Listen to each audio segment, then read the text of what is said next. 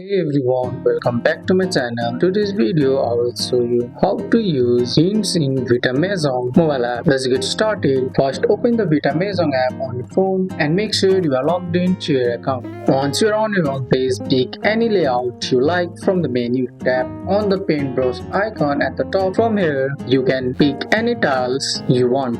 After that, tap confirm and start your game. Look at the bottom of your screen. You will notice a small light bulb icon or the word that says hint. That's the button you will use when you are stuck. Whenever you can't find a matching pair, just tap the hint button. The game highlight two matching tiles for you. This makes it super easy to continue playing without stress. Keep in mind, you only get a limited number of hints in each game, so try searching for matches yourself first and saving hints for the tricky moment. If you run out, don't worry, Vita Mahjong usually gives free hints after finishing a level, or you can sometimes watch a short ad to get extra ones. The more you practice, the less you will need hints. Over time, your eyes will get used to spotting matching tiles faster. And that's it. Now you know how to use hints in Vita Mahjong on your phone. That's all for today's video, guys. I hope you guys like this video. If you found this video helpful, drop a like, subscribe for more videos. Thanks for watching. See you in the next one.